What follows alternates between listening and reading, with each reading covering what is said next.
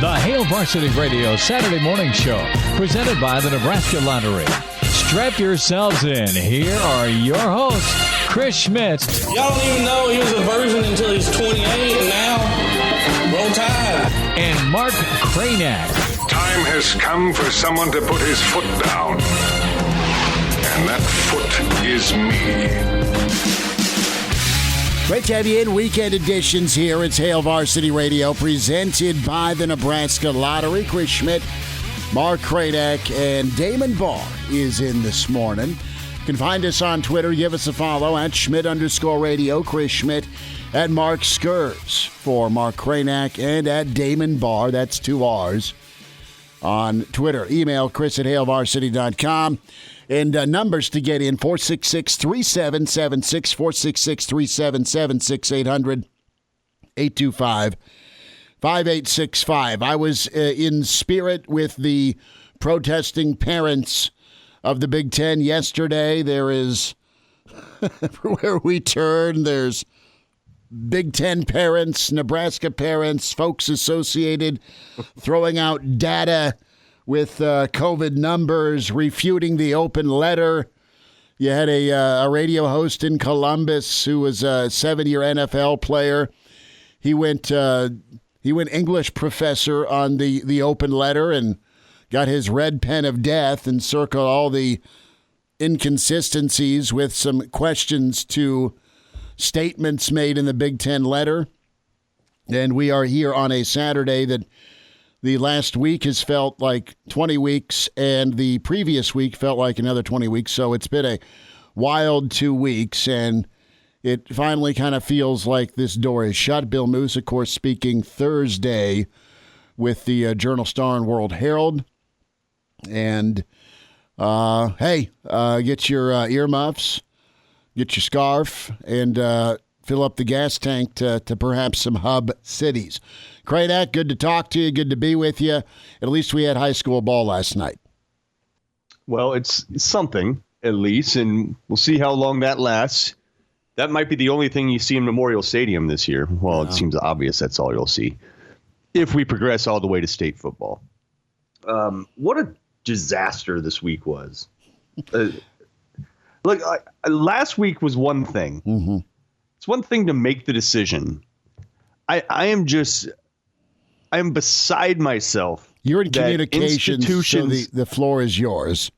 Well, I'm just saying, look, institutions that are that powerful, like the Big Ten, negotiating multi-million billion-dollar contracts, you have got to have your communications on point.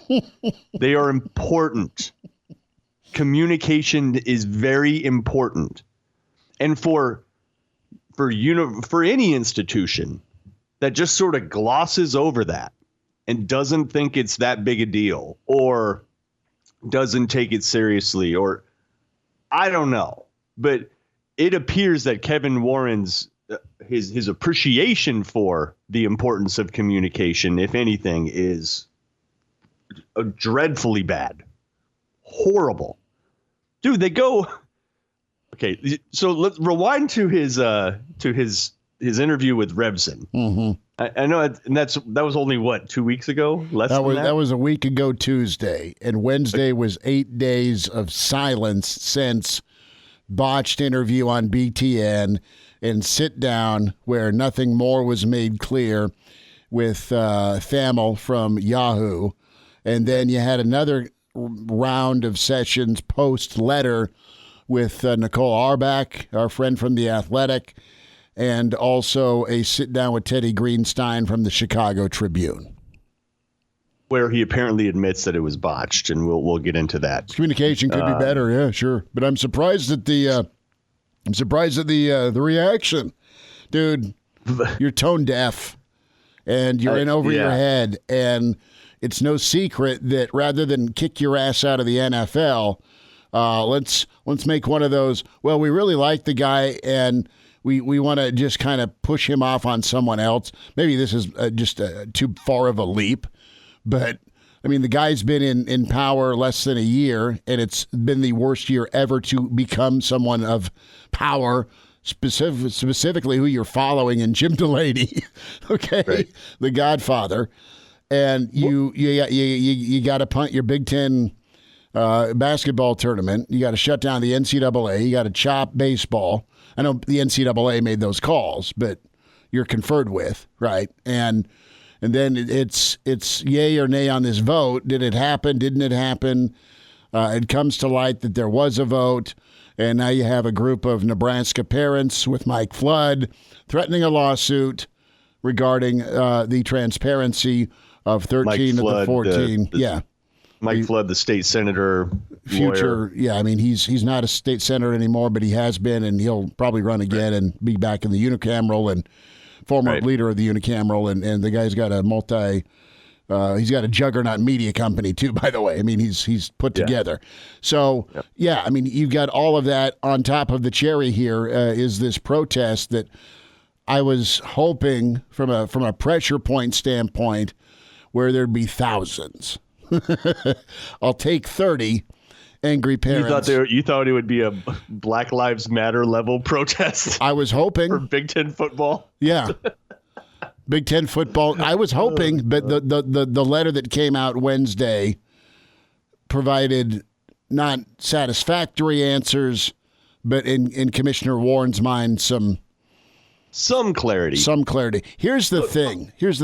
And my anger and frustration towards the commissioner is still high, but it ain't all his fault. I'm willing to backtrack from the pinata assessment here and say, you know what, he's got some real jackasses he's got to work with and work for, and that does not include Nebraska's brass because they wanted to play ball, president, chancellor, on down.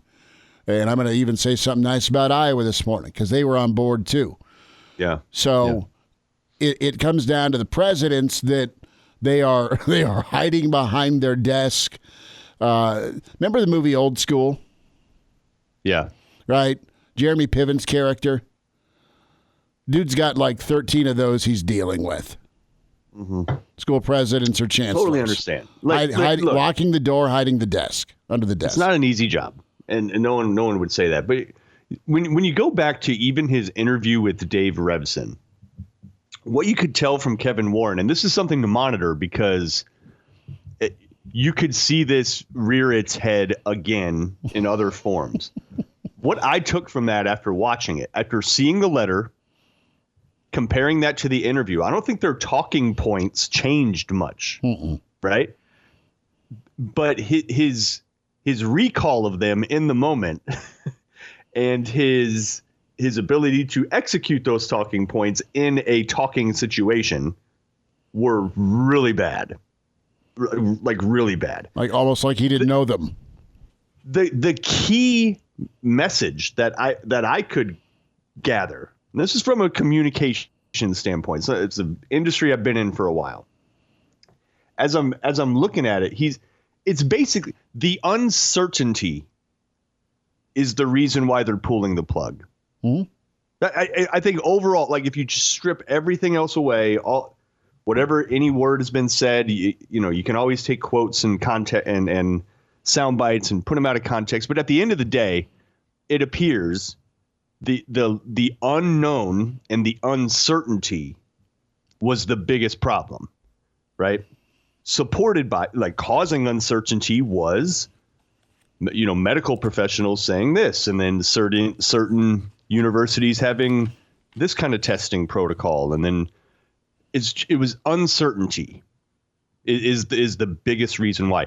And he said that during the interviews with Revson, but he didn't say it right. And he didn't emphasize it enough. And I think if he had done that and just been really clear, like, guys, this is such an uncertain world. We're in such an uncertain time. We don't have enough definitive data. We don't have enough definitive, we don't have enough consistent enough protocols across campuses. It's really uncertain what it's going to look like once students come back on campus, right? Like that's why they're doing it. Really, I think more than anything. that it's just uncertain. They just don't know. But he didn't.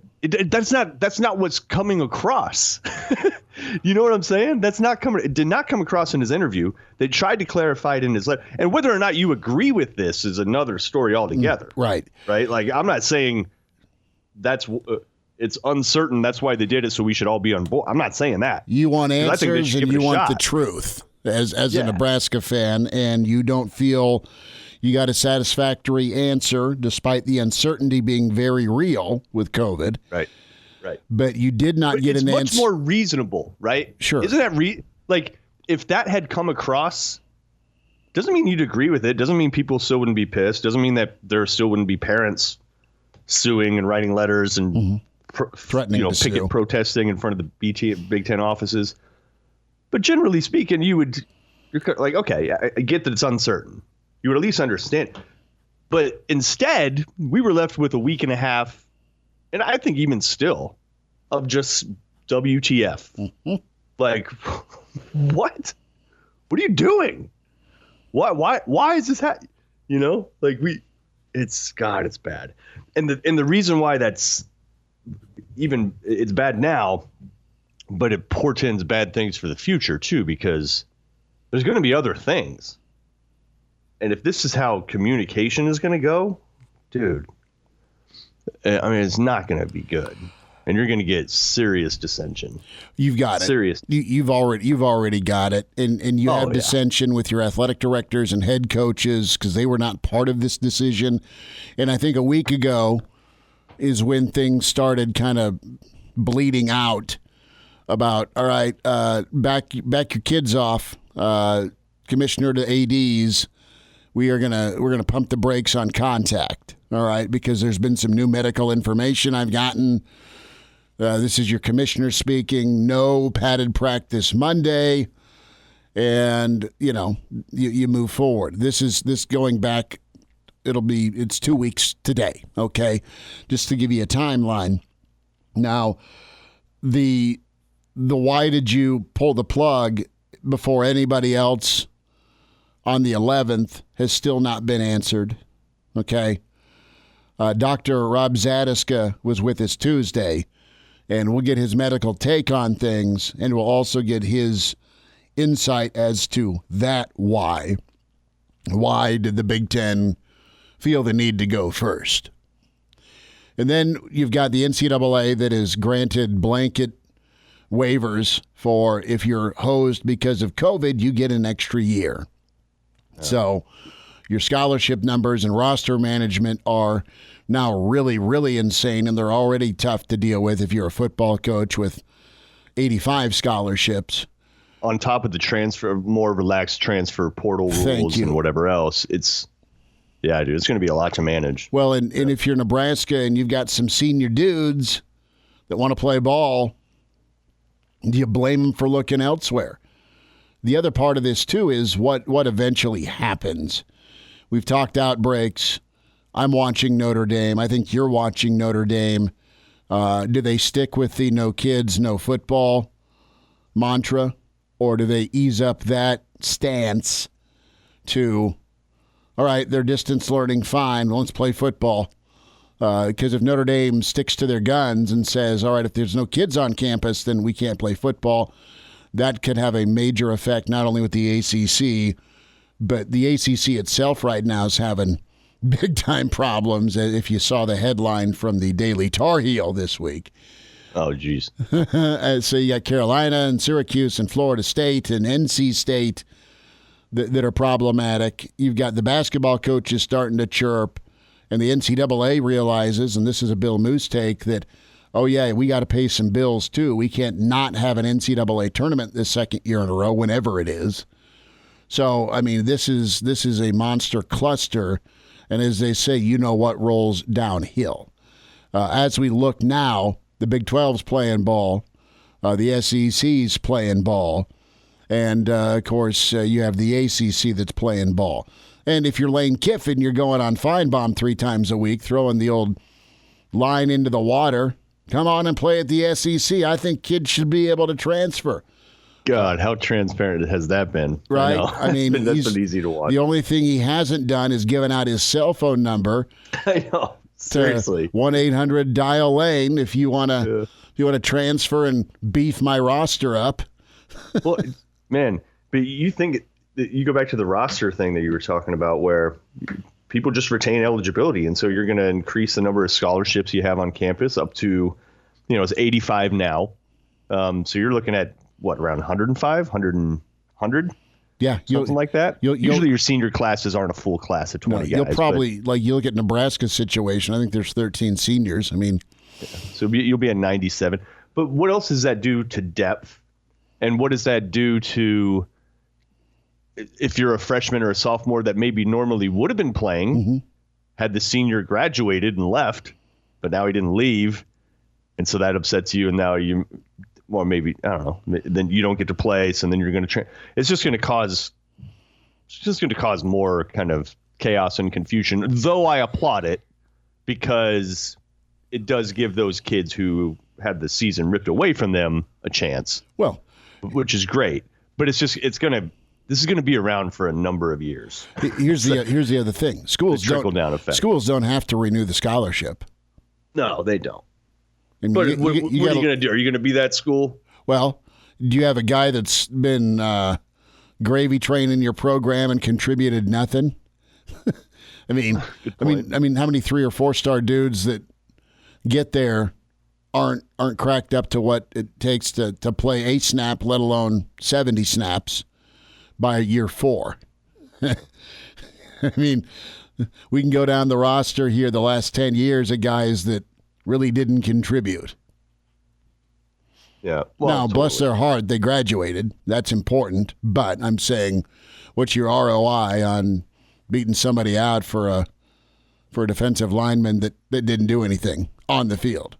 Maybe he was a good practice guy. Great, I hope. But as far as any numbers in conference play, Nebraska's had a lot of those guys on defense.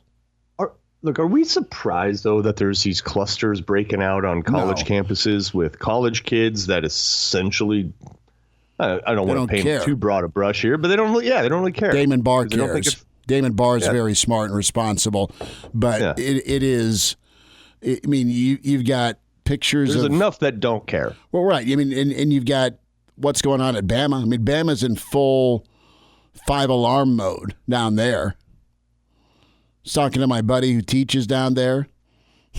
You got a class of 14 that's spaced out.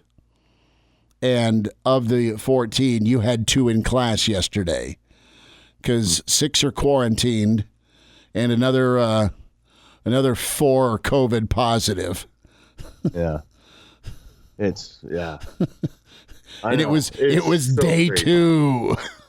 It's so crazy. But I don't understand how like dorms are open. I mean, it's just those why? Things are already scratch cesspools. a check. Scratch I know, me but a those check. things are already cesspools of viruses and bacteria, right? Like they're horrifically. I never went into the old Able shower without my flip flops. I don't know about you. A bunch of college kids that don't really know how to take care of themselves yet. I did like the co-ed floor part of it, though. Of course you did. You have big bunny slippers and a wonderful robe, dear. But right, like those are open all over the country now, and you're just like, oh, come on. Like, what do you think's going to happen? What do you think is going to happen? And honestly, with football and all that, why wouldn't you? Given that it seems like for the most part, people have the opportunity to do online only, right? Sure. For now, if they want. Like, why couldn't you just do that for football? Like, if the concern is, well, with kids back on campus now, we don't want the players to get it, and then they spread it to other kids when they're sitting in We're back English to the class amateurism thing, Kranak. Huh? I said we are back to the amateurism thing. Student athletes are students first, and I'm air quoting. So they need to be able to function and perform like a normal student would. And a normal student has that option to go online. But it shouldn't if a school's good with telling their football team stay the hell away from the dorms or the fraternities, and I'm not blaming, I'm just saying stay away from high-risk areas. And that could, by the way, stay away from said nightclub or bar as well. Okay, let's pick out high-risk options. Stay away, do what you can online, and eventually we'll all get to the Old Father Lecture Hall, but not this year. I got a better idea, Chris. Okay. How about we start? How about we play football? Yeah, let's start the football season in January in domed stadiums only. Okay. So that way you have two teams traveling to a neutral site and both staying in hotels, which I'm sure those hotels would have been completely vacant and completely COVID-free, completely sanitized, hazmat teams in there, hosing it down, polishing it all up. Yeah, what could go wrong then? That's great.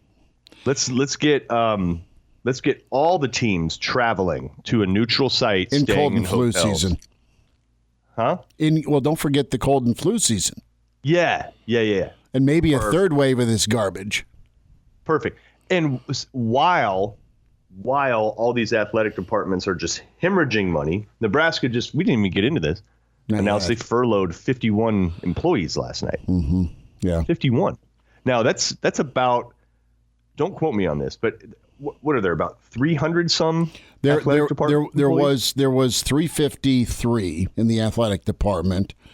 So about 1 out of 7 got furloughed. Prior to that, you already had a 10% pay reduction with some of the head coaches, and you cut staff back in June.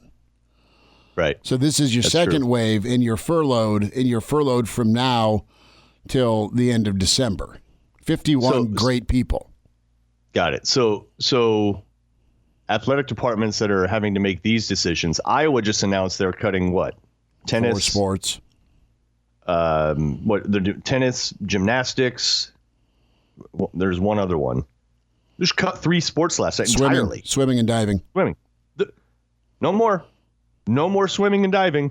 Yeah, that big pool and facility, and all you coaches and all you kids on scholarship. We don't even have a program anymore. Sorry. That's awful. It's gone. Right. So that's happening.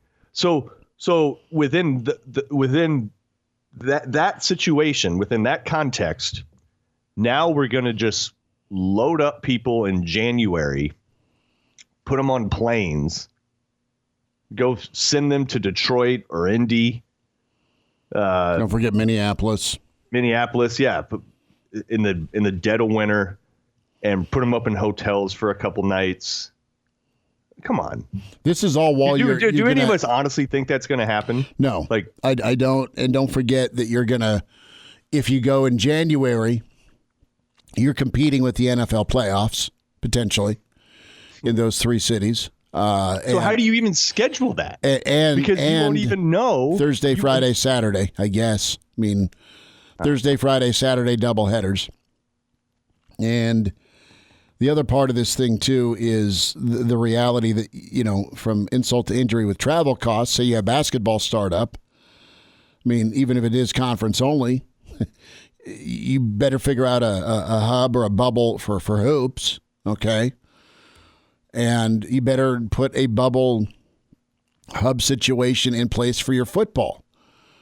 And do you compete against the NFL the first part of January? Do you wait till after the Super Bowl and go in February, which would be my take, but you're not going to get your stud players to stay. If you get them in January, they may try and put an 8-game schedule together. Or go ahead. Do you maintain the relative bubble that you had in place and give fall a go and then shut it down if it doesn't work out? Yes. And that's what everybody is saying. But that's just revisit. Just revisit. That isn't going to happen. And it's been frustrating. The other part of this, too, is from a local economy standpoint. I mean, Nebraska fans would suck it up and deal with football in January here. They would. And I know it's not pleasant, but the Nebraska fans would go. That's why you have hand and feet warmers. Right. Or just whiskey. So you have no local dollars coming into your region. You don't. No. And that hit would still be significant no matter what, because it'd be reduced capacity. But at least there'd be something coming in. Something. We'll talk with Sharpie about this, but he had the expediency here about naming rights and how do you find some revenue streams. As many advertisers and partners and friends of the program you have that are banks. I mean, if you're Nebraska, do you reach out and get a line of credit or a loan? Dolman said that Kansas has already secured a $20 million line of credit to help get through this. I'm sure. Yeah. I mean, that's kind of the next move. It's one thing to furlough, but you want to bring those folks back. But you got a $100 million punch in the junk, $120 million punch in the junk. You shaved $3 million off with the furloughs. Okay, that's my new favorite phrase, by the way. Punch in the junk. Yeah, that's good. It is. One that I like it. Okay, maybe it's the show title. So it's very clear. Well, it is. So I've got no answer. I still have frustration, and I hope this Freedom of Information Act and transparency request by Attorney Flood happens. I don't have faith that it will. The Big Ten will probably ignore, and I want some answers, and I want someone to compel these presidents to speak up and quit hiding under their desk. Again, this is not Nebraska nor Iowa, or probably even Ohio State I'm talking about. That's what I want to hear. I want to know what communication existed at Minnesota or Michigan State or Wisconsin. And I love Barry Alvarez, but where's he been in all of this? And Michigan's president. Michigan's president, Mr. Epidemiologist. I just butchered that, but you get my point. Mr. Doctor Dude, speak up. And if Warren's getting input a weekend ago from two different medical experts per school, what was said? Who did he hear? Who did he listen to with the advice? That's why I appreciate so far Ted Carter and Ronnie Green. They're out there. They're talking.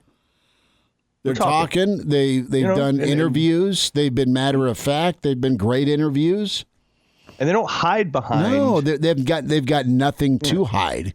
Yeah, they don't hide behind sort of, which I see from some of the other Big Ten schools where they just sort of act like it's just and it is. When you're running a university system, athletics is only one portion of your job. I get that. Your front porch, though, dude. Right, completely. And it actually impacts millions of people, right? Mm-hmm. Like your changes to the chemistry college, it doesn't impact nearly as many people. It just doesn't, So athletics does. And for them to just kind of skirt it and be like, oh, well, I have to do it, medical advice, and then just move on. You're like, what? No, that's not good enough. Ronnie Green's going out and he's talking. Free form kind of interview settings, answering questions. Might not like all his answers. At least he's out there talking. So I do appreciate that. And it is, I wonder, what is this like? This could be a whole nother segment. What is this like if it's the Perlman and Eichhorst show? You've got you have the Perlman and Eichhorst show going on, except it's with potentially 7 or 8 other universities. I know, but what would be Nebraska's public stance then? I'm just because there's no question where Nebraska, from the top on down, what the stance is. The stance is we want to give it a shot. Mm-hmm. That's the stance, and it's clear, and everybody gets it. Everybody within the state gets it. There's a big chunk of people that are just like, that is so stupid and short-sighted. Like, why would you even try to give it a shot during a pandemic? You're crazy. And there are plenty of people out there that think that.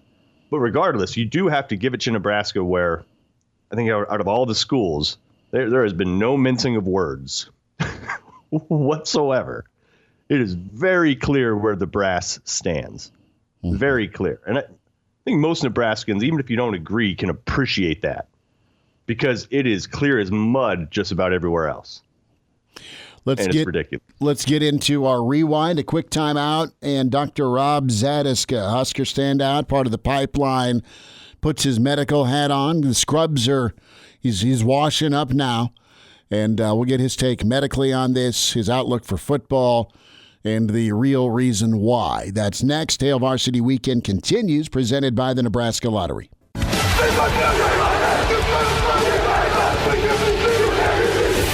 Back with Hail Varsity Radio, presented by the Nebraska Lottery, with Chris Schmidt and Mark Cranick. Back into it, Hail Varsity, presented by the Nebraska Lottery. And let's kick off hour 2 with the good doctor and Husker standout offensive lineman, Rob Zatechka, the pride of Lincoln East. His Doc Talk Sports podcast is a great listen, and you can follow Rob on Twitter at HHRob. Dr. Zatechka, sir, how are you? How's your buddy Desmond doing? We're doing good, although I think myself and about 90,000 of my closest friends are no longer able to follow Desmond, which is just an absolute travesty in my mind. Well, I was laughing out loud because I was scrolling through it and I saw your challenge. What'd you say? You threw the gauntlet down? Let's see how many blocks there can be. Man, how many people look ridiculous, a little more than, a week later, Rob, with their reaction to Nebraska, and then the rest of the sports world's kind of woken up here with their outrage towards the Big Ten. Well, the thing that I guess always really bothered me by that is that, you saw a very vehement, angry reaction. Desmond Howard, Mike Wilbon, Dick Vitale weighed in, Adam Rittenberg from ESPN. I mean, you had a lot of people really, taking a pretty hard stance on kind of what the message out of Nebraska was. And essentially people were sitting there flat out claiming Nebraska was trying to leave the Big Ten. And that wasn't the message at all. I mean, it was Nebraska basically said, hey, all we're doing is we're disappointed. We want to play football. If there's other options, we'd like to explore those other options. And people forget that one of the things that Scott Frost came out and very specifically said during his press conference last Monday was that playing games within the confines of the Big Ten Conference was far and away the most ideal situation for Nebraska and the most desired situation for Nebraska. And all of a sudden, you've got all these Big Ten media members who cover the conference who are basically telling me, Kevin Warren needs to find a way to get Nebraska out of the conference. And I just, okay, nobody said that. I mean, that wasn't anything that anybody actually said. So I thought that was awfully disingenuous right then and there. But then the other thing that happens is all of these other schools. I mean, at this point now you've got multiple schools where it's essentially parent groups have come out in strong support of teams playing, other coaches, ADs. I mean, Gene Smith popped up there for a while, and Gene Smith said, hey, we're still investigating other options to play. Ryan Day said the same thing. And nobody went after them. It was okay for everybody else to say it, but not Nebraska. And part of the reason I think I kind of got a little upset by it was the fact that none of these commentators made the case that they were saying this based upon the idea of safety. This wasn't a player concern, a player safety, a staff safety issue. They were bringing this up in the sense of this is a problem because Nebraska is not showing completely blind, unquestioning subservience to the Big Ten Conference. That's what they were upset about. It had nothing to do with, this is a very unsafe attitude on Nebraska's part that flies in the face of science and medical knowledge. That's not what they were saying. They were saying, oh my gosh, these guys are not just blindly following the dogma of the Big Ten Conference, and that is the worst thing ever. Rob Zatechka's with us. I found that incredibly disappointing. Well, and it's been a 180, and it's not from Desmond or Wilbon, but even yesterday, Pat Forty put out a column, and he, sharpened his knife on Nebraska about midweek last week, but now it's time for the Big Ten to show their work. And Rob, I want your thoughts here. Put your medical scrubs back on. I know you probably just got out of them, and give me your view and medical expertise on COVID, on football, on danger, and then just the narrative that's out there that is now, okay, where's your reasoning, Commissioner Warren? What data did you use? Who did you speak with?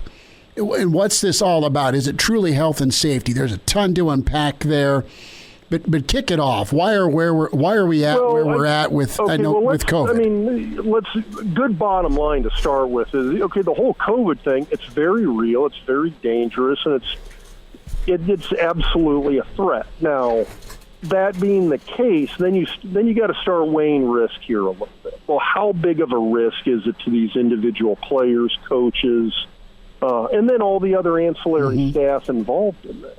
And again, yeah, there's a risk there, but if you think of it as a relative risk standpoint, all of these football teams have gotten, in my opinion, some very good advice and consultation from a lot of the big academic medical centers. Now, I know UNMC up here in Omaha has kind of been sort of the tip of the spear for the task force with the Big Ten Conference in terms of the decision-making that the conference is using.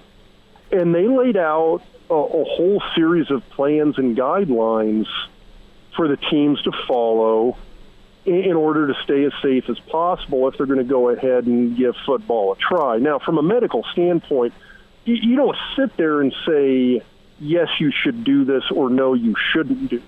And I think that's a little bit of a confusing standpoint for some people, because I think some people are sitting there saying, well, the ACC and the SEC and Big 12's doctors told them they can do it. And the Big 10s and Pac-12 said you can't do it. That's not the case. Essentially, all of these conferences more or less got told the same thing. Okay. And they got told, listen, it's a risk, but I think there's ways to mitigate and manage that risk and keep it to a relatively minimum level. And that's things, you're wearing masks, you're maintaining distance, you're kind of creating sort of it's not a true NBA-style bubble where everybody's in one facility and nobody comes or goes from that facility. So you're essentially living literally kind of in a social bubble. But by following the recommendations from all of these academic medical centers, you essentially create sort of a pseudo bubble for these athletes, coaches, and other staff in which they kind of work with it.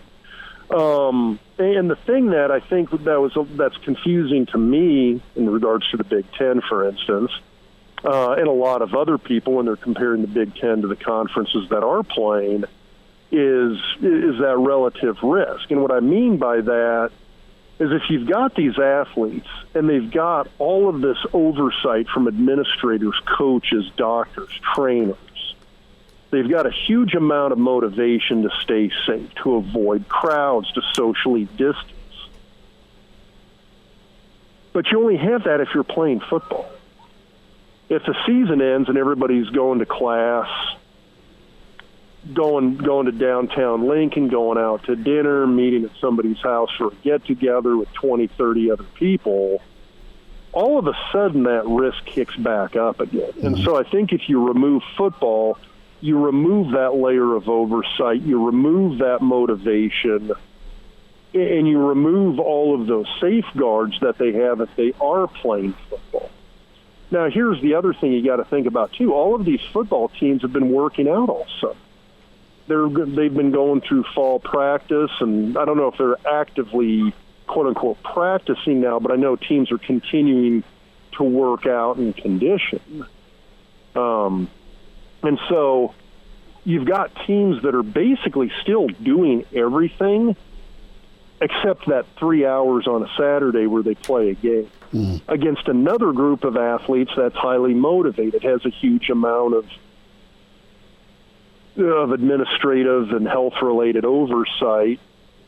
And so I think by playing the games, I'm not sure you're actually increasing the overall risk all that much. And I think that's the advice these guys got from the academic medical centers that they sought consultation from. So you can manage the risk here. You've been warned of the risk, but overall you've already spent God knows how much money to try and get to a certain point to kick off a season. You've tried to mitigate that risk, manage that risk. What about myocarditis? Talk to me about the heart issue. No, and that's real. Don't get me wrong there. And can be an incredibly debilitating thing, and it very much can affect young, healthy people. The problem there is I don't know if we've got good numbers on it. Supposedly the Big Ten made a portion of their decision-making with this based upon a study that came out, and it was published in a prestigious journal. It's not like this came out in Mad Magazine or something, for God's sakes. It was a legitimate medical journal. I read the articles, Rob. Exactly. I just read it for the article. Most of the problem is that the study came out. It probably got used to some degree as far as decision-making goes. And then a number of other cardiologists actually took a look at it and basically said, hey, if you look at it, there's kind of this starting point to the article, which is essentially saying the normal amount of blood that the heart pumps out, that's called the ejection fraction. It's basically just how much blood is the heart actually pump into the body. And it gave what would be considered a normal range. Now, the normal range for that amount of blood in this particular study was this incredibly narrow range. It was a very, very small range of values. So the smaller your normal range is, the greater your abnormal range is. So think of it on like a scale of 1 to 100. Mm-hmm. If a range of like 54 on the low end and 58 on the high end is normal, well, your abnormal is anything from 1 to 54 and everywhere from 58 on up to 100. Jeez. Well, that's a lot of range that's abnormal, and that's what the study came out and said, is that you have this really, really narrow range. So the smaller your starting the smaller your starting normal is, the larger your abnormal is. And so when the study on myocarditis came out looking at people who had COVID, it made it kind of look like the abnormals were this really, really huge number. That does. And so everybody was like, holy crap, well, look at anybody who's ever had COVID now has an abnormal heart. And the problem is that's not actually true. That's not very true. The normal range for that ejection fraction, the normal range for how much blood the heart pumps, it's got a pretty wide varying range. It's much bigger than what this paper said it was. And so it kind of gave people this false impression that if you catch COVID, you're almost certainly doomed to have this abnormal heart from then on out. Gotcha. And that kind of scared the heck out of people. It's just that people made decisions based upon it, and then a bunch of other cardiologists, statisticians, et cetera, took a look at it and went like, hey, wait a second, this thing is way off. So therein lies, I think, part of the problem. And science and medicine unfortunately, it's all inexact. I mean, we're not going to have a great feel for COVID myocarditis for quite some time. We need a lot more cases. We need a lot more studies. I don't know if we have time to make an educated decision based upon that. Does that mean you cancel a football season? Personally, I don't think it is. I think you at least give it a try, and I think that was part of the problem a lot of people had with the Big Ten Conference, is a decision was made without giving it a try. And I think they had time to kind of look at this and time to maybe make a decision a little bit farther down the road. And so that's why I think a lot of people are upset, is that they weren't even willing to just give it a try. Rob Zatechka is with us, Husker legend, and you hear his podcast. Doc Talk is where you can log on and find out Dr. Rob and Travis Justice at HHRob on Twitter. So, Rob, you beautifully explained that. Thank you much for the heart question. So let's get into the nuts and bolts as to why, in your opinion, what do you think happens? Does Commissioner Warren have a chance to walk things back? Does he double down? And why did things shake out the way they shook out? Was it pure health and safety, or is there something else?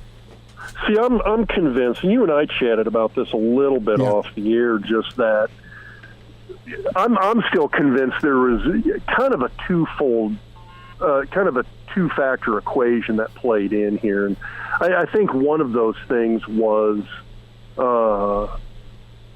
one, I think it was a liability issue. I think all of these conferences were essentially getting, maybe not the same, but very similar medical advice and medical consultation from their respective academic medical centers and docs and, well, consultants. Mm-hmm.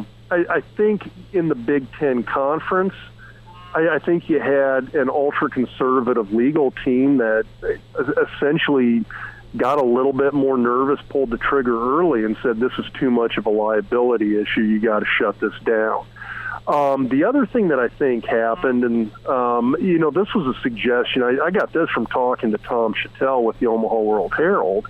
Tom made the point that he's always felt that the Big Ten there's a strong degree of ego there. Oh, yeah. And within that ego, I think they kind of felt, I think the Big Ten Conference knew that the Pac-12 was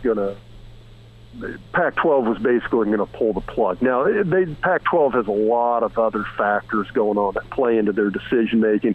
You've got the states of California and Oregon that were already in a situation where, because of government mandates, they weren't able to play football until, something like September or October anyway. So the Pac-12 was probably really already kind of shut down from the get-go. And so the Big Ten knew that the Pac-12 was going to pull the plug. I think the Big Ten, purely from an ego standpoint, thought, hey, Pac-12 is going to pull the plug. If we pull the plug, everybody else is going to cancel the season as well, too. God forbid we're not the first person to get out in front of the curve, so to speak, be the leaders here and pull that plug first. And I think there was a strong desire that, hey, if all of these conferences are going to cancel the season, which I think the Big Ten was convinced was going to happen, they wanted to make darn sure they were the first one to do it. So they knew when the Pac-12 was going to do it. They knew the Pac-12 was going to do it. And so the Big Ten canceled. Pac-12 followed suit, hours later. Mm-hmm. And then they sat there thinking the other three conferences, within half a day, the exact same thing was going to happen, and it didn't. Nebraska expresses their sentiments. The media decides, hey, we've got to step in here and side with the conference, otherwise we risk getting shut out of our own conference if there's a big scoop coming. Sure. So I think the media jumped on Nebraska's case. Next thing you know, you've got every other school in the conference bitching and moaning about the decision and the decision-making process. And now all of a sudden you've got, I call it now the Big Three, the SEC, ACC, and Big 12, as of now going ahead and playing football. And I think the Big Ten sitting here going, okay, this did not shake out how it was supposed to. We were supposed to be first. Everybody else was supposed to cancel, and that didn't happen. And now I think they're trying to figure out exactly what to do. I don't know what's going to happen. I would love to see him walk it back. He mentioned if I thought there's a chance. Yeah, I do think there's a chance. The problem with it now is I think everybody looks at the Big Ten Conference, and from a decision-making standpoint, a transparency standpoint, as a bunch of buffoons, literally. And if they walk this back, now they're going to look even more like a bunch of idiots. I think there's ways they could do it. I don't know if they can suck their ego up enough to actually do it. What Warren needs to do here, he was the first commissioner to jump out in front and have a Zoom meeting with student athletes, right?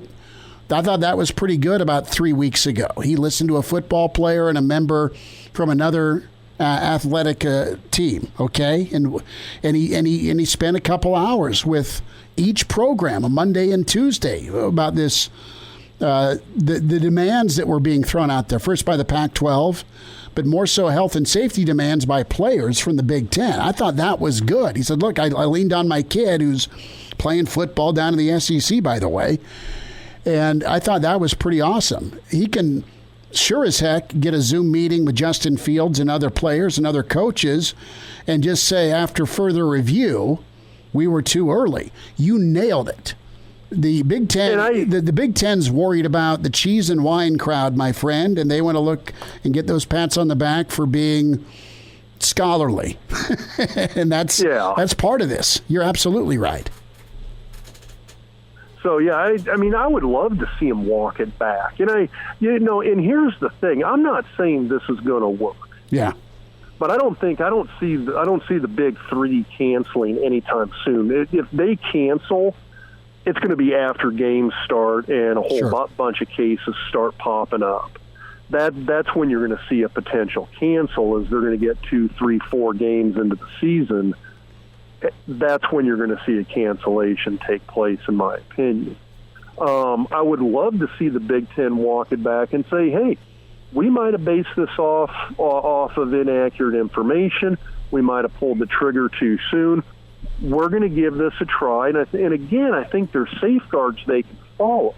I think there's liability safeguards they can follow. Hey, if you've got a player who wants to bow out of this, who doesn't feel like our safeguards are up to their standards, you don't have to play and grant them some eligibility waiver to do so.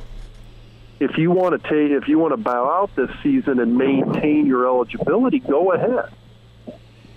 So I think you give the players that option, and I think you've got a solid middle ground.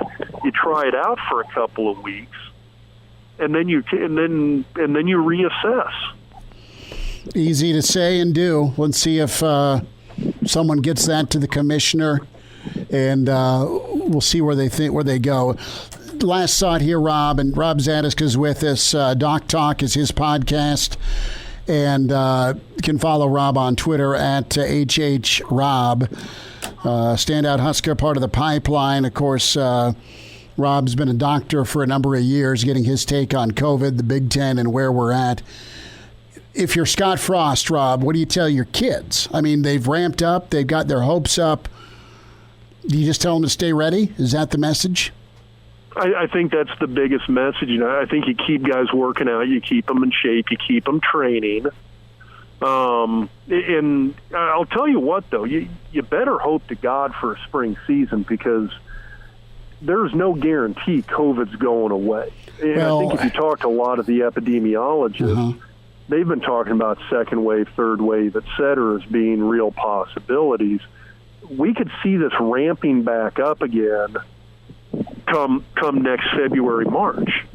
So if that same decision-making process led you to cancel now and COVID's still around in February or March, what's the message you're going to say if you play? Hey, we could have played last fall, but we didn't. Sorry. It's still going to be. It's still going to be around. It's an incredibly tough situation for these kids to be in. But if I'm Frost, you tell them stay ready, keep working out, stay safe, and we'll see if something happens this fall. 30 seconds. What's your take on the vaccine side of things? We'll see what Don't happens. buy from Russia. I'm very hopeful we'll see one. Normally with a vaccine, in terms of testing and getting it out there, you're really kind of looking, in most cases, 18 months or so on the fast end in terms of being able to do this. Okay. And so they've kind of ramped it up. A lot of companies have been given the go-ahead by the FDA and other regulatory bodies to try and push things along quicker. So we're already in testing phases now. There's some promising ones out there.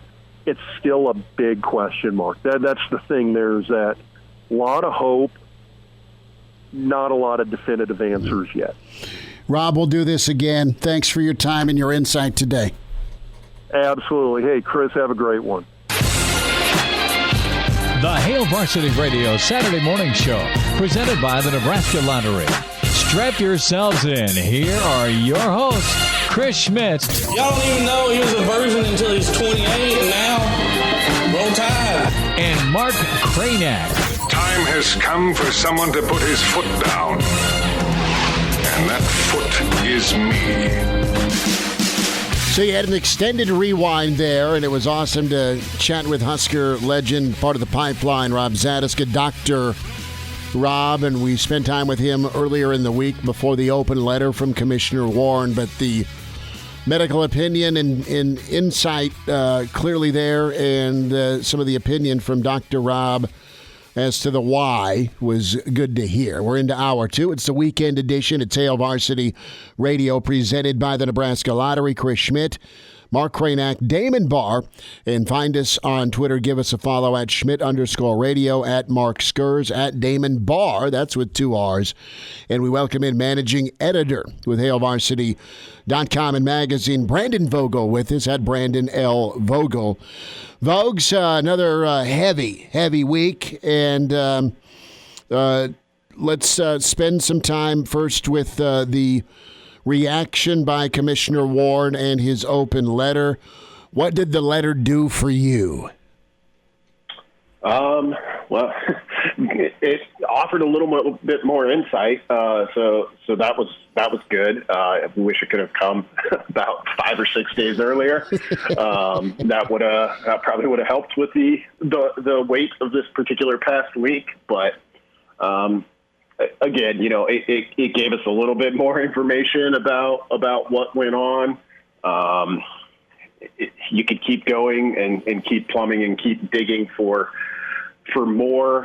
At a certain point, I mean, there's just so many questions now that if you really boil it down to a base level, isn't the answer to all of them that there's a pandemic going on and there are no clear decisions at this point. The science isn't ready yet. It's not perfect. Nothing's perfect. And you just have to make a call. So I don't know. It definitely, it was good to get the letter. The past week definitely wore me down a little. Brandon Vogel with us on Hail Varsity Radio. Brandon, if you go back and you think about his interview with, or I'm talking about Commissioner Kevin Warren, think about his interview with Dave Revson. Had he really harped on the fact that, now he did mention it, but had he just been really clear that the uncertainty is the biggest reason why they're pulling things right now, would we have felt the exact same level of backlash over the past week and a half? I don't think so, because then at least, like, if you come out and do that interview and it's a point you kind of return to once or twice, you're at least making it clear that, hey, look, not to repeat myself, but there's no clear answer. Like, it's a judgment call one way or the other at a certain point. And based on what we were seeing, the uncertainty was at a level that we weren't comfortable dealing with. And it's, he can use the terms "we" there. I mean, really, it's the shareholders of the Big Ten, in this case, the presidents, who are making that call. And you've got 14 of them to kind of hear from and take seriously. So I think you're right. I think just kind of driving that point home, or if it was something else, if there was like one particular hurdle, and I'm guessing there probably wasn't, but if there was, like, give the people something so they have a little bit of an understanding of this. Because with so much ambiguity, what happened is people were just left to focus on the loss they all felt at not having a season that 6 days prior looked like it was actually ramping up.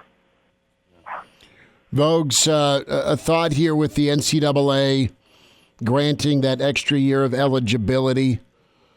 If you're Scott Frost, you're happy for the kids, but if you're Scott Frost, man, I've got a pretty deep roster, and maybe now for a while. Give me the positive / advantage to this for a program like Nebraska trying to kind of get back. I mean, Nebraska was already – so I guess one positive would be is that Nebraska probably already had a larger roster than most schools in the country. I mean, it's been, I think, since last offseason that I looked at it most recently, but already had the biggest roster in the Big Ten. Michigan was close. And that's, that's a choice, and that takes some planning and strategy just to be able to deal with a practice that has almost 160 guys. Like, you have to really see the benefit from it because it requires a little bit extra work. And, some programs just frankly don't want to do it, I think. So that's a good starting point from, with dealing with the walk-ons, and Nebraska's kind of always been that. So I think the choice the NCAA made was clearly the right choice, which around a ton of those these days. So you give the student athletes the opportunity to do that. I think naturally it'll sort itself out to a greater degree than might be apparent right now. But for those guys who are like, hey, this is my senior year, this might be the last time I play football. If it's a person who's, not going to the NFL, et cetera, maybe they do stick around. I'm sure there will be plenty who don't. You're looking at being in college for a 6th year, maybe going and having to pursue a graduate degree that you're not really that passionate about. Like, just because you can do it doesn't mean everyone will, of course. Brandon Vogel, managing editor for Hail Varsity. Get back to football in a moment, but considering you wrote the book Dream Like a Champion with John Cook and are very intimately familiar with the volleyball program, this rule applies to all fall sports, including volleyball. Can you kind of set the stage for what that means? I mean, Nebraska was already all right. I'm going to let you do it. Sorry. We'll steal your thunder. What does this mean for Nebraska volleyball? It's interesting. So we kind of looked at this season, and we went pretty in depth on it in the August issue, which came out this week. Everything kind of seemed to be on a tee here for Nebraska volleyball. You brought everybody back from a team that didn't go quite as deep in the NCAA tournament as some previous ones had, but that made some good gains. And you knew the whole time, like, okay, this entire starting lineup's back. And you have the extra motivation of if we can be as good as I think we can, there's a chance we get to play for a national title in front of a home crowd. I think there's still a chance for that to happen in the spring. It's kind of when you fast forward beyond that things get a little bit interesting. So even if that all unfolds, say Nebraska gets to play that spring season, goes to Omaha, wins it, and it's hard for me to see. So Lauren Stivrins, for example, is already redshirted. Has already been in college she's looking at his 6th year in college. Like, she could. This year doesn't cost her any eligibility. So I just kind of be surprised. And I think some of that would be determined by how that season goes. But for those people that hold over, Jacob Padilla and I were kind of chatting about it. It gets a little bit interesting. Nebraska has this amazing recruiting class coming in with 3 of the top players in the country. And it has the potential to mess with that timeline a little bit. I mean, Coach Cook's pretty regimented it in, like, okay, we're bringing this setter in now because we know in 2 years it's basically going to be their time. It could potentially mess with that a little bit.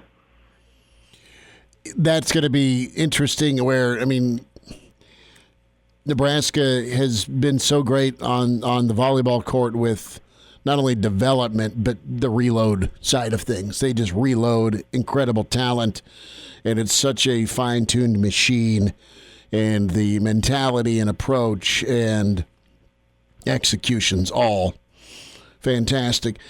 Is is this a situation where you might have some crossover with incoming talent and existing talent? I mean, it's a great problem to have, but it's still not necessarily one that's easy because kids want to play and there's certain positions and certain roles. Vogues, I mean, could it be an issue for Nebraska volleyball?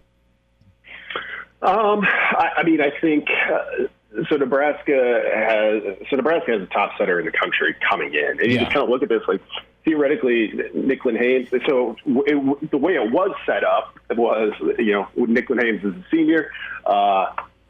The incoming setter is redshirting, and it all works out like that. That's kind of perfect. That's kind of your perfect scenario. Now, Nicklin Haynes could theoretically stick around for an extra year beyond that. And I think Nebraska is like such a draw. And for players of that caliber who could really go anywhere, I guess that maybe increases the risk that I'm like, well, I'm going to go someplace where I can play immediately. I just think it'll probably work itself out. And Coach Cook kind of has a plan and a contingency plan for most things. So he'll be able to, I think, talk players through that. And he's able to do that because he's kind of brutally honest and upfront. You're like, here's the situation. I just want you to know before you get here. So I think it'll be okay. Brandon Vogel is with us on Hail Varsity Radio. Iowa just announced that they are eliminating 4 sports: men's gymnastics, men's and women's swimming, men's tennis, to help offset some of the revenue shortfall. Nebraska on record saying they won't do that, but did just announce 51 furloughs last night, 10% reduction in staff. Do you expect more sort of bad news to come on that front, or do you think that's kind of it and Nebraska will weather the storm from here on out? Yeah, I'm hopeful that this will be enough and they can kind of weather the storm. You have to wonder a little bit because, okay, so that's like the first measure, and it came relatively quickly. Again, let's see, 16 days ago, Big Ten was announcing its schedule. And at that point, you had to feel pretty good about getting at least something in the fall. So this all had to come together pretty quickly. You hope that, the modeling on that was correct and that'll get the job done. But who knows? Seeing those sports go down at Iowa is tough. I do think you'll see more of that, and that becomes tough to handle. Like I still believe that kind of the amateurism debate and the challenges that playing this year could have brought to the forefront were part of the decision making here. I mean, that's just kind of my personal feel. But what you're seeing then with Iowa's decision or with Stanford, which was still, is still a kind of a shocking decision when you stop and think about it, is, okay, because the NCAA for so long in these revenue sports basically failed to deal with or fought kind of the amateurism discussion and any challenges to it. These sports, which don't really have a path to professional sports in a lot of cases beyond, the Olympics is kind of the highest level. It's the true amateur sports that are feeling the brunt of it right now, and that's pretty tough. Folks, a thought here on the letter by Attorney Flood and the threat of a lawsuit/legal action by a group of Nebraska parents. They are demanding transparency. Break out the old Magic 8-ball / crystal ball, and does Nebraska, do the parents get the answers they seek by the 24th? I'm going to guess no. Which, if you're the group of parents and kind of like all of us at this moment, but I mean, they are obviously very close to the situation with their sons being directly impacted. It's kind of, it's an arrow you can fire. So you try it. Like I said, I think I understand kind of the desire for more information, and I think the Big Ten should be willing to provide that to the degree that it could help. But at a certain point, like, there's just, it kind of goes back to where we started. Isn't the answer just there's a pandemic? Like, we can get into the details, and I don't think getting those answers in a lot of cases is going to make people more at peace with the decision. Maybe, who knows? But I just don't think that there's kind of this magic bullet out there that's like, oh, that's why they made the decision, and now I understand. But that doesn't mean, from a parent's perspective, if it was my kid and you saw kind of firsthand what was happening there, I would absolutely be asking for them as well. So, yeah, Brandon, the thing is so much easier to accept that the whole there's a pandemic, but then you allow practices, then you come There's out no with pads, a schedule. Cranack. That's the rub with it. I mean, if you had just shut it down, people would be like, all right, it's all shut down. Everybody's shut down. But no, you come out with a schedule. It's just, it's absurd. Well, I mean, it really goes back to what you said, Mark. So, yes, we could say, like, hey, look around, there's a pandemic. That's why there's not football. But what it really is the uncertainty. And it's uncertainty on, like, multiple fronts. It's not just a question of, could we do this safely? And by safely, we're talking about degrees of risk to a risk level that we feel would be acceptable. You talk about kind of legal challenges, amateurism, all of that. I mean, it's all kind of baked in here, and it's just uncertainty everywhere you turn. It's tough. It sucks. I mean, that's kind of where I'm at the end of the week. It's like, it just is what it is. Yeah. Look, and it did come out. We had talked last week, and there wasn't really any certainty, but it does come out that you're allowed 12 hours now through October 4th. 5 hours can be on field instruction. No pads, but you can wear helmets, so they can do sort of light practices. Is basically what has come out. Within that format, just curious here. I mean, is there an ability to have open practices, televised practices? I just think for a nation that's going to be so starved, I put it this way. I guess the bigger question is, do you think we will have some innovation come out of this situation? Kind of like, Nebraska did the PlayStation red-white game. I don't know. Do you expect maybe some innovative things to come out there to help maybe offset some of the financial and kind of emotional damage that's out there?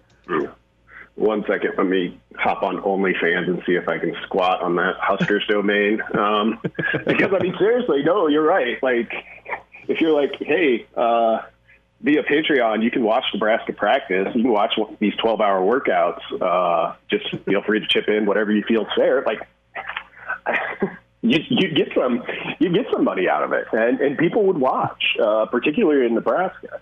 So I think there's the opportunity for that. Certainly, you're looking at some reduced staff at Nebraska and presumably some other places. That might make it a little bit more difficult, but I think that's kind of where I'm at the end of this long week is let's kind of start pointing towards, okay, what are some goals, some end goals that we can achieve? So one would be like, okay, Nebraska, how's Nebraska going to maximize these 12 hours? Like, what can it get done? What can it make it seem like these players aren't just, Groundhog's Day with practice eternally? So how do you combat that? And, there's probably some interesting solutions to be done with those things. If the Big Ten could come out with some sort of, hey, here's a proposal, here's what we're thinking about, at least it gives you a little bit of a goal in sight that you can work towards. Those things are pretty important. Bogues, what are you working on here this weekend? And tell us a little bit here about the latest issue, Destination Unknown, this week's Hail Varsity magazine. Yeah, so August is kind of our traditional slot to preview Nebraska volleyball, and we knew coming in it was very much in doubt if there would be a season or if there wouldn't be, so we almost had to prepare 2 issues, but I was really happy with how it turned out in terms of 3 stories in there, feature stories in particular, that kind of didn't matter if there was a season or not. So Aaron Sorensen wrote about kind of Nebraska and the importance of goal setting and looking at how they'll handle this. Jacob wrote a great story on Lauren Stivrins, who it's really interesting. I'm excited for people to get a look at that. Her talking about kind of her reluctance at the time she was a captain, not knowing that this was something she wanted, and then relating that to how it's made her a better person kind of off the court. It was really good. And then Caleb Anworth, Ole Miss's new coach, what a time to become a new head coach, right? And she was also had her first child in March. And also Ole Miss coaches were very involved in sort of the Mississippi State flag discussion and other on-campus discussions. So she's had quite the spring and summer, and I spoke to her for a little while for that story. So that's a little bit of what's in there on the website, kind of for the weekend and long term. High school football is going to become kind of a big part of things, I think, as the only football we know for sure we have the ability to watch for now.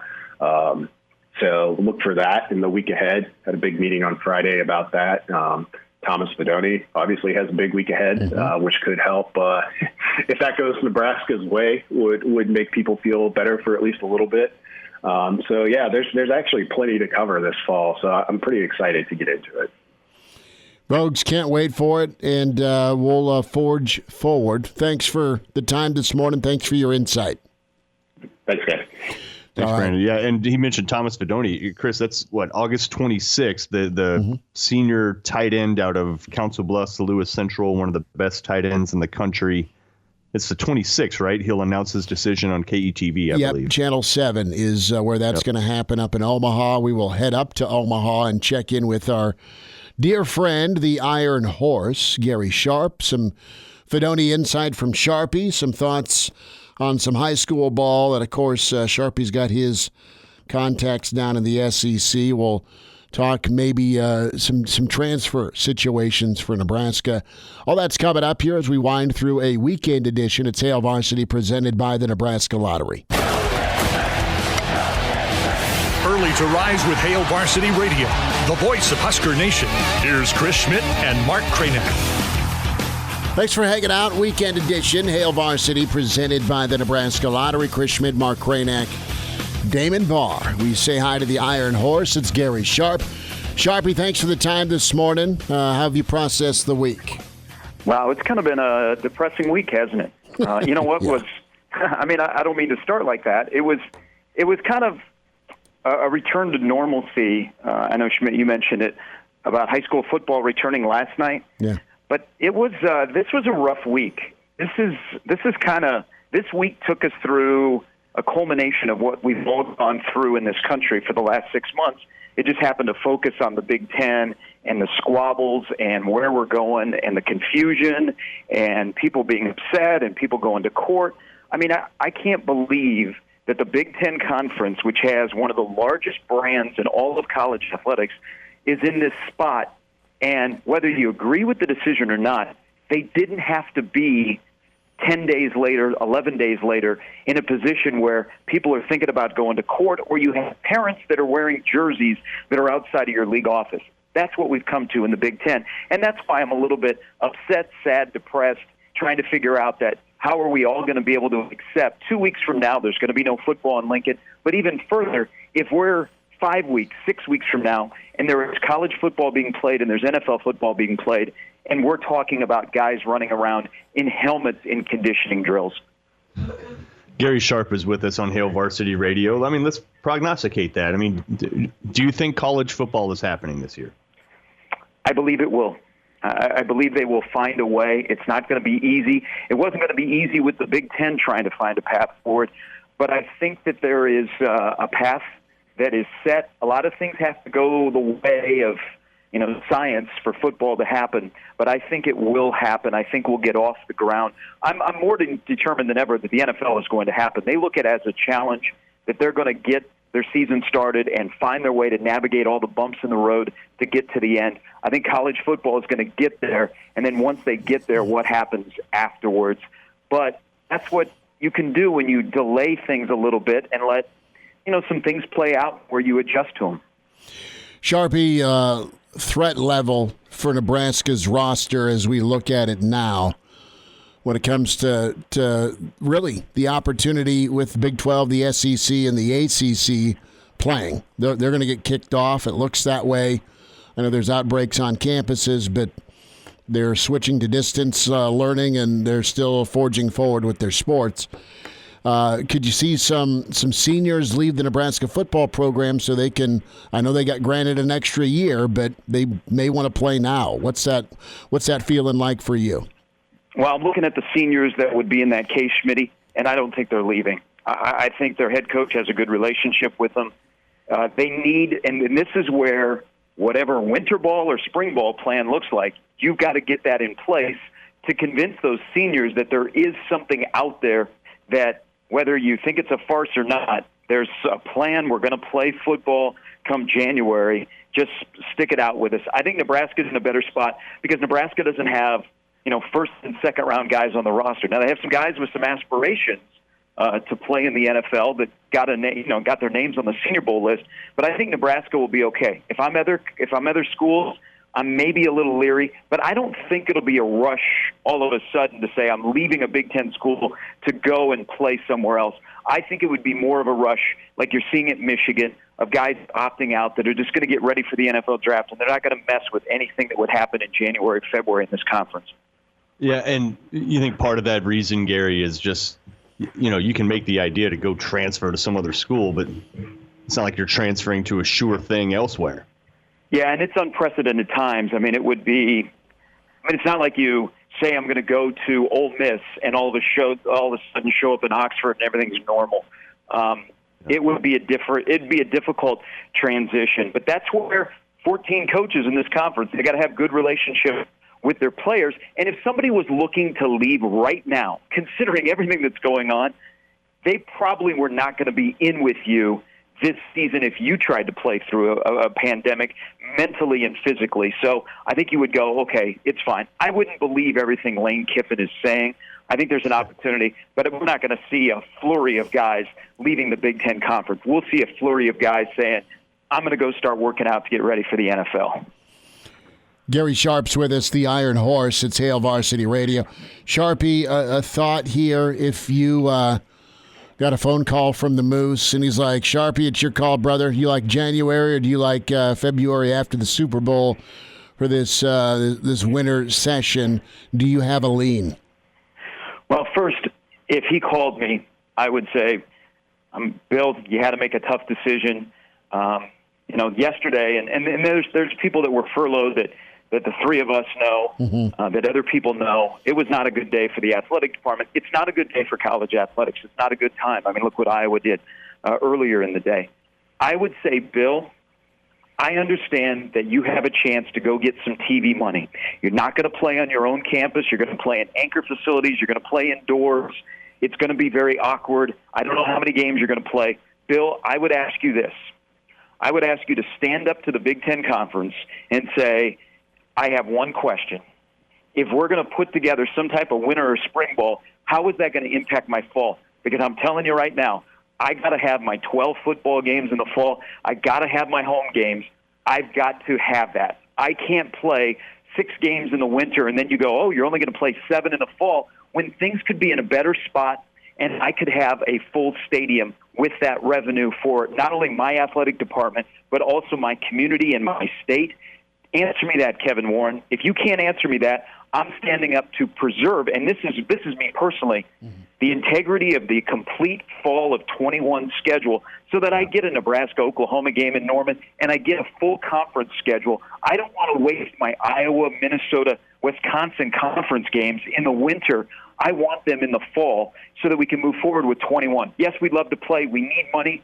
That would be TV money. But what are we doing to the fall? How is that going to impact when we could possibly in this country be back to some stadiums that are full and it'll look like normal at least? Amen. Any kind of winter schedule where everybody's playing in domes, especially in an environment where, people are getting furloughed. All of a sudden, you're just going to travel 2 teams to a neutral site, have them stay in hotels for a couple days that probably haven't been sanitized by, hazmat crews. Come on. It just seems entirely unrealistic. And now, here's where I'm very leery, guys. Because let's say you have a plan. And the Big Ten has been aggressive, apparently, talking to athletic directors, coaches about what a plan would look like. There's the great unknown that we're all going through on a daily basis. And we don't know what it's going to be like in January. If things that you said that made the decision on why you didn't play football in the fall are still going to be in there in January or February, you're going to play. And you know what? If you set a date and you don't play, this conference is done, because you will have essentially taken people through the ringer of, oh, we're going to have this winter date. Oh, we can't play because our science and our medical people say that those issues that we talked about in August are still there. You're done. You're done. That's why, you know what? I think I know a known fact is that we will be in a better spot next August. It sucks to go this long without football, but I got to have a full season in the fall instead of what could be a farce in the winter, and then you don't even know who's going to play. That's the thing. Some guys may elect just to opt out so they're ready for the fall. I mean, so many unknowns. One good thing, though, and it was a no-brainer, and it shows you that when you want to get something done in the NCAA, you don't have to go through red tape, is that everybody got a full year of eligibility. It's not great for everybody, but at least for the student-athlete, it gives them options. For football coaches trying to manage a roster, it could be a nightmare. But at least the NCAA yesterday did the right thing, saying everybody can have a year of eligibility. But then you'll go, well, what about those conferences that are going to play and they play a full 10? They just get a free year? See, that's where we're at. And look, Gary, and on top of that, you're right. They go play in January and February with conditions essentially the same. Then the question is, well, why the hell didn't you play in the fall? Right? Yeah, so here, Mark, let me add this, and then I'll let you finish. Is you're starting on Monday this 20-hour-a-week rule. You've got 5 hours or 12-hour-week rule. You got 5 hours on the field with no contact helmets. That will go until October 5th. If we're looking at playing football in January or February, you're probably starting camp in December. You're going to have pads on. You're going to have to hit. Is it all about rapid testing? Because if it's all about rapid testing, let me tell you something, guys. The day before the Big Ten officially announced that they had canceled the season, the University of Illinois, this was before last Saturday's announcement, the FDA along with Yale University and the NBA about the rapid test, the University of Illinois announced that they have a rapid test that's been approved and they're going to use it with their students. So if it's all about testing, what are we doing that you can convince me that what is not good now is not going to be good when we turn around and try and play a winter season? Because your camp would have to start essentially in December. You're going to have to put on pads. You're going to have to hit. What are we doing? Are we sitting just looking and watching the other football NFL play to get knowledge? I don't know. It's the confusion. The process wasn't played out. It wasn't. I think Kevin Warren didn't read the room. He thought he would make the most important decision in the history of the Big Ten, and other people would follow suit instead of going, whoa. What are you doing? And that's why we're in this situation where you've got a former Lincoln Afternoon country DJ that could be in court in this state on Monday suing the Big Ten. That's wild to me. And I like Mike Flood. I'm friends with Mike. I like Mike a lot. But that's where I first met him. I mean, that's where we're at. This is, guys, we had parents outside of the Big Ten office in Chicago yesterday that were, essentially doing the whole Bad News Bears breaking training, let them play chant. And all I can think of is, let me go to Fogo de Chao for lunch. No, I got you. Are we gonna do like 7-on-7 or something and televise that? I'm being like half serious here because you have now. I don't know about the optics of playing two-hand touch while the SEC is playing tackle football, but honestly, you're furloughing people. You're allowed to practice. You have this fervor for football. There's got to be something you can do, right? Well, that's why I thought that, and I thought incorrectly. I'm trying to think of the Big Ten's reasoning and thinking this would be different when they get a fall campaign, is if you could put pads on and you could have 14 schools play essentially a spring game in the fall, and that would be content for your television network. Just imagine, like on Halloween around here, what a spring fall game would look like for Nebraska. You don't think that would get some eyeballs on it? And think about it. By then, you could maybe have, 25% of the capacity of Memorial Stadium could be in the stands. You could make a little money there. I thought that would have been a smart way to go, but we're all kind of just throwing darts at a wall right now and trying to figure out what the next move is. Sharpie, a thought on Thomas Fidone. His announcement's coming up here the 26th. I know he's not been able to visit, and LSU's been full court pressing him. He's got a good setup and relationship with Nebraska, specifically the peer recruiting that has been phenomenal by the kids a part of Nebraska's 2021. What's your take on things here as we await the announcement later this week?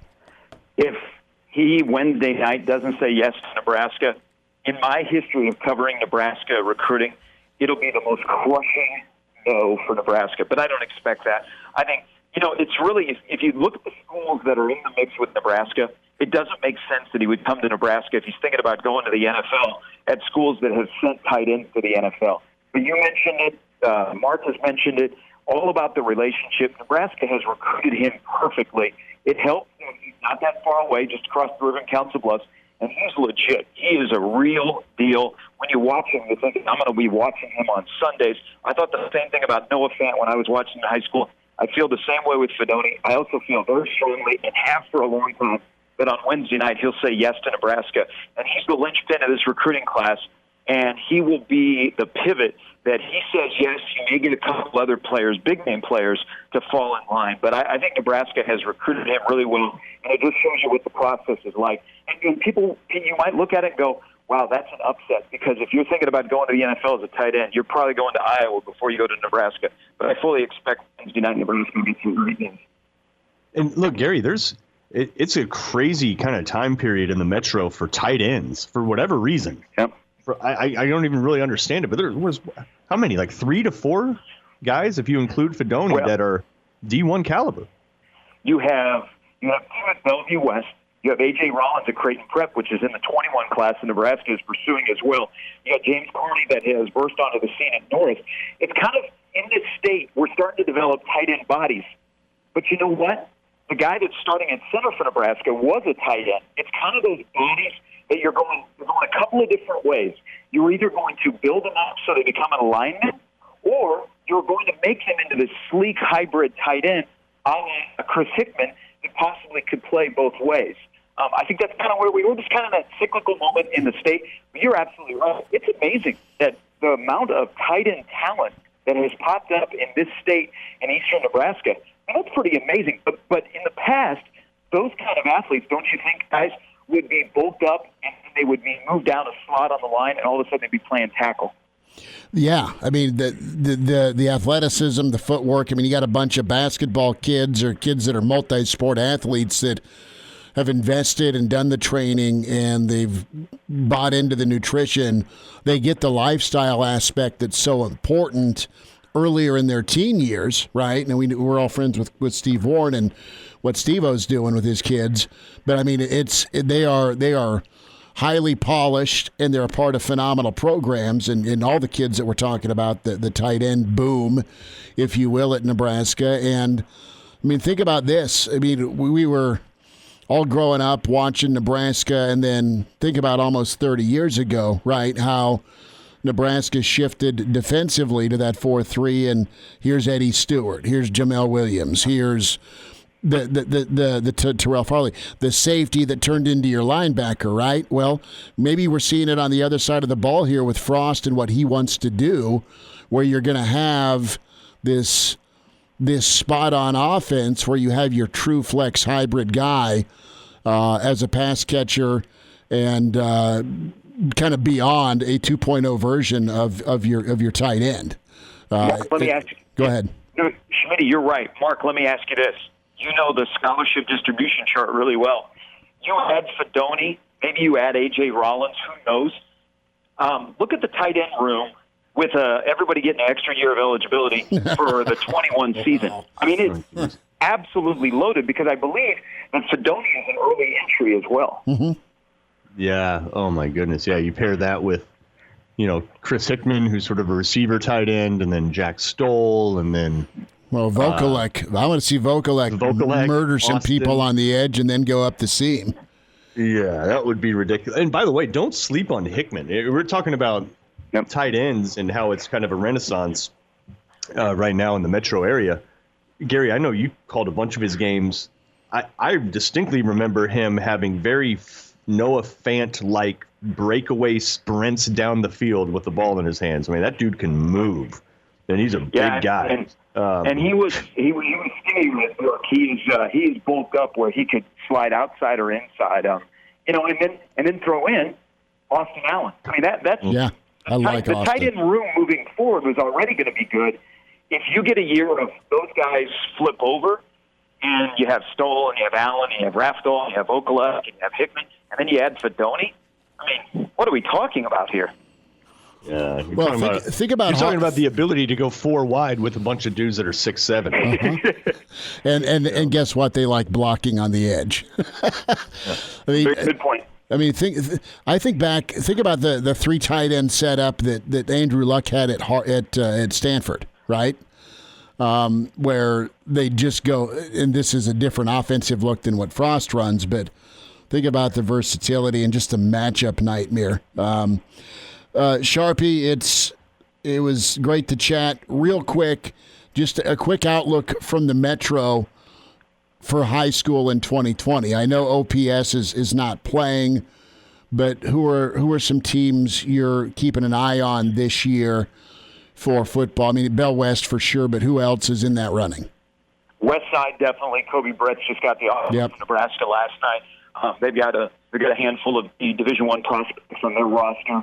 You've also got Millard West will be good. Elkhorn South's got Teddy Prohaska and Isaac Zadiska up on the line. Good year in the Metro. Don't sleep on Millard South as well. We'd love to have OPS because Omaha North and Omaha Burke and Omaha Central would be very competitive. But it'll be a good year in the Metro. It was good to see high school football back. Let's do it the right way. I think we will. Everybody's invested in it. And it's one day at a time. And who knows, when we talk next Saturday, what it'll be like concerning the Big Ten, because we'll be a week away from college football starting next Saturday. Well, we will all break out our golf clubs for a little Saturday fall golf, and then we're going to tailgate, brother. Golf clubs, and we got to go to weddings, guys. Now we don't have any excuses. Man, what happened? We're going to play scrambles in the morning, weddings in the afternoon, and miss our football. Sharpie, I'm going to sneak away. I'm dead serious about getting down to Oklahoma, Texas this year. I've always wanted to see that game. Well, you've got a nice fancy car. Mark and I will sit in the back, and It sounds better than going to some socially distant wedding receptions. Yeah, I'm gonna pull the COVID card on the old wedding and invite. Sharpie, you have a good weekend, man. Thanks for checking in with us. As always, guys, thanks for cheering me up. Appreciate you, man. Thanks, Gary. Yeah, sorry. I don't want to do that train thing. Huh? At a reception. If you can't do that train thing. Oh, I got you. Okay, I thought you were. Never mind. Stop it. I don't want to do that. Right. So then you're left only with the chicken dance. Come on. I hate the chicken dance too. Oh, I know, but part of that is that part of you is. It's kind of like the conga line, right? The train thing you're talking about. Yes, the conga line. Exactly. Conga line's a no-no.